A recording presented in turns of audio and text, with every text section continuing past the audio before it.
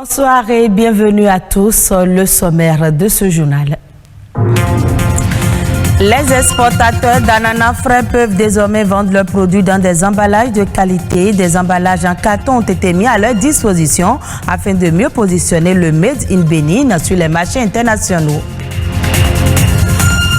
L'épilepsie, une maladie neurologique qui se manifeste par une activité anormale du cerveau. Elle touche environ 50 millions de personnes dans le monde. Les causes sont dans certains cas génétiques. Il est désormais possible d'utiliser les pailles de riz pour la construction des maisons au Bénin, une innovation qui protège l'environnement et l'écosystème.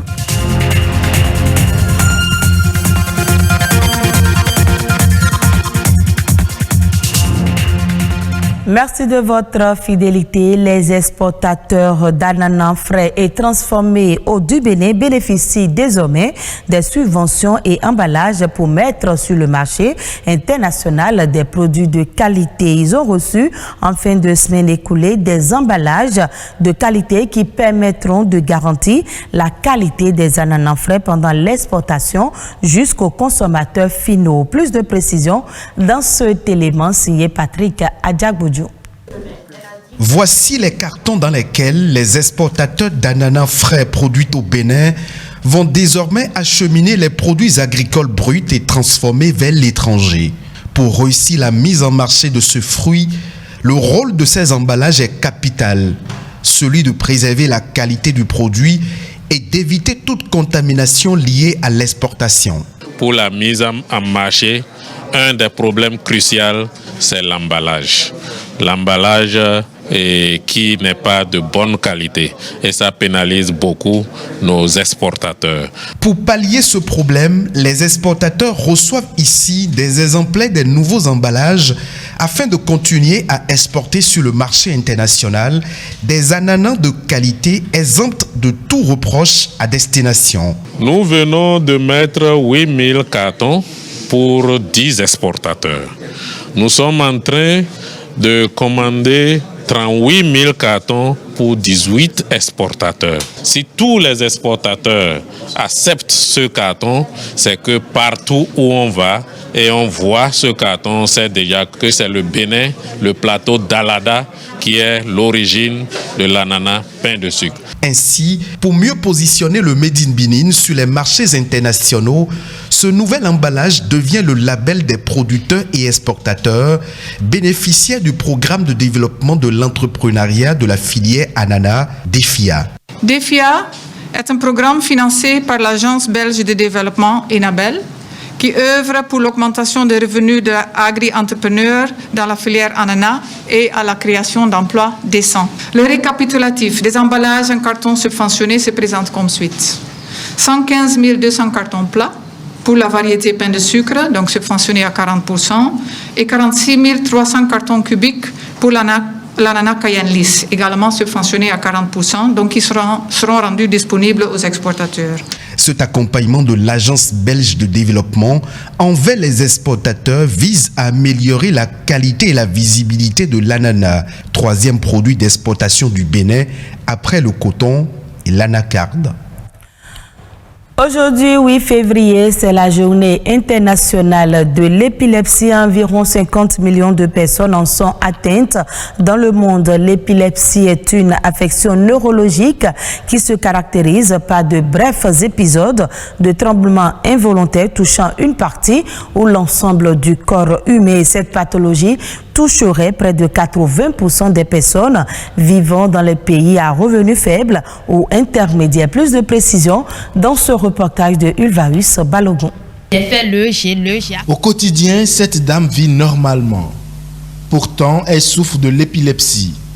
Son cerveau provoque des décharges électriques anormales qui s'accompagnent parfois de crises.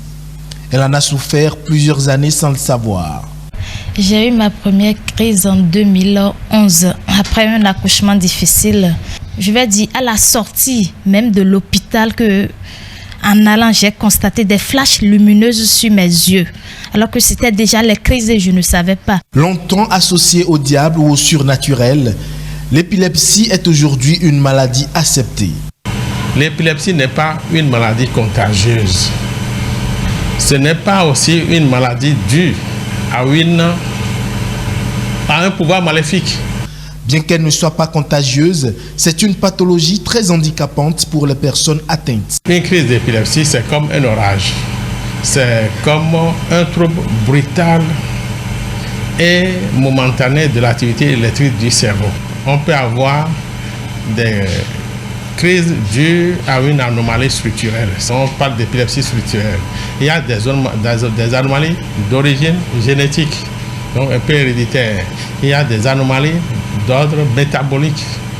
Il y a aussi des anomalies d'ordre infectieux, des infections. Il y a des anomalies auto-immunes et dans certains cas, on n'a aucune cause. Selon l'Organisation mondiale de la santé, plus de 50 millions de personnes souffrent de l'épilepsie dans le monde. C'est l'affection neurologique la plus fréquente après la migraine. Aujourd'hui, il existe de nombreux traitements. Les médicaments classiques existent. Nous avons le phénobarbital qu'on appelle le Gardénal. Nous avons la phénitoïne. Nous avons la carbamazépine qu'on appelle le Tegretol. Nous avons aussi la dépakine qu'on appelle l'acide valproïque. Il y a des épilepsies qui peuvent, avec le temps sous traitement, disparaître complètement. D'autres vont traîner et vont disparaître petit à petit. Si tu suis correctement ton traitement, tu serais définitivement guéri. Et moi, j'en ai la preuve. Aujourd'hui, je prends 2 produits tous les soirs parce que j'ai eu satisfaction. Je ne fais plus les crises. Je suis à l'aise, je suis bien. Avant, je prenais 4 par jour. D'autres vont résister pendant 2 à 3 ans. Il y aura toujours des crises. Et finalement, on parle d'épilepsie pharmaco-résistante. Dans les épilepsies pharmaco-résistantes, on fait appel à la chirurgie. Quelle que soit la gravité de l'épilepsie, avec un traitement, il est possible de vivre sa vie sans avoir à se cacher. Je le disais dans les titres, il est désormais possible d'utiliser les pailles de riz pour la construction des maisons. Ce nouveau matériau permet de protéger l'environnement et l'écosystème qui constitue une alternative à la pollution engendrée par le secteur du bâtiment. Christian Adaya, spécialiste de la science des matériaux, nous éclaire sur les avantages à utiliser les pailles de riz dans la construction des maisons. Les pailles de riz sont des produits issus de la récolte du riz. Vous savez, après la récolte du riz, il y a les déchets issus de cette récolte qu'on jette dans la nature. Donc nous on récupère cela et vous savez, c'est ça les pailles de riz. Vous savez, la paille de riz est utilisée de façon ancestrale, déjà au nord de notre pays, incorporée à la terre pour construire les greniers de stockage de céréales qui tiennent bien pour 50 ans, 60 ans, 70 ans. Alors nous nous sommes dit, pourquoi ne pas prendre ce produit, cette paille de riz incorporée à la terre, et travailler sur ça scientifiquement pour démontrer qu'on peut l'utiliser aussi dans la construction pour que ça tienne. De manière pratique, nous récupérons les pailles de riz, nous les découpons en 3 cm ou plus ou moins, ou 4 cm si vous voulez, et nous incorporons cela dans la terre dans une proportion bien définie pour fabriquer des briques, des entreroues de coffrail pour les dalles de construction. Les impacts environnementaux sont faibles lorsque vous utilisez les pailles de riz dans la construction, au détriment des matériaux conventionnels. D'un point de vue économique également, les coûts de revient de la construction seront très faibles. Il y a une étude qui a été faite sur ça qui prouve que vous avez moins de 40% de ce que vous pouvez dépenser sur les matériaux conventionnels. Donc déjà, vous avez 2 avantages directs. L'éco-construction est basée sur 4 critères principaux. Le premier critère, c'est un critère écologique, notamment la diminution de la consommation énergétique, la diminution de l'émission des gaz à effet de serre. Il y a un critère sanitaire lié à la santé des usagers, il faut garantir cela. Et le troisième critère, c'est l'amélioration du confort à l'intérieur, notamment acoustique, hygrothermique et autres. Les autres faits de l'actualité nationale, c'est dans la nation. En bref, une réalisation de Ulvaeus Balogo.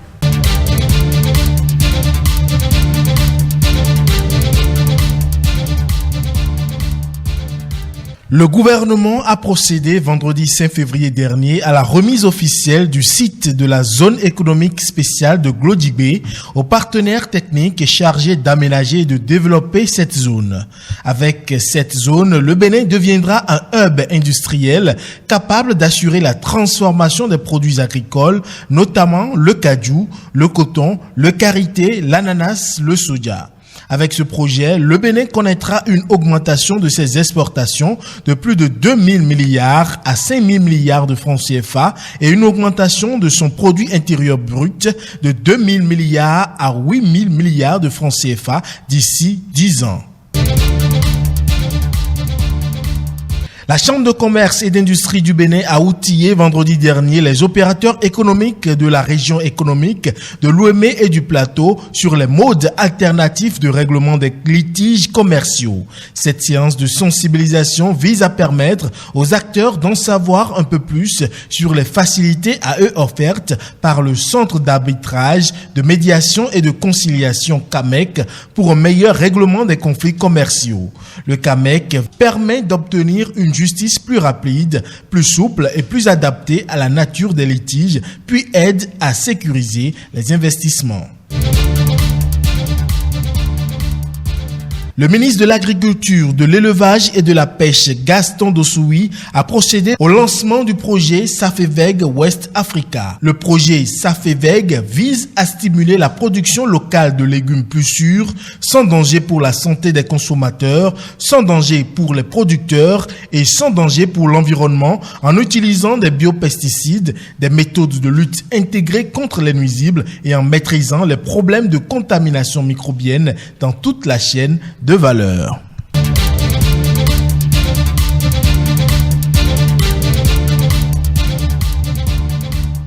L'Organisation mondiale de la santé vient de révéler les 4 pays africains sélectionnés parmi 13 candidats pour recevoir en premier les doses de vaccin Pfizer. Il s'agit du Cap-Vert, de l'Afrique du Sud, du Rwanda et de la Tunisie. C'est dans le cadre de l'initiative d'appui pilotée par l'organisation onusienne. Pour l'OMS, il s'agit entre autres de répondre au processus réglementaire, aux besoins des systèmes de chaîne du froid ainsi qu'aux défis logistiques liés à la distribution et à l'acheminement des points d'entrée jusqu'à leur livraison. Et ce sera tout pour ce journal que vous pouvez suivre à nouveau sur le site de l'ORTB, www.ortb.bj. Merci à vous de nous avoir suivis et très bonne suite des programmes de BB24.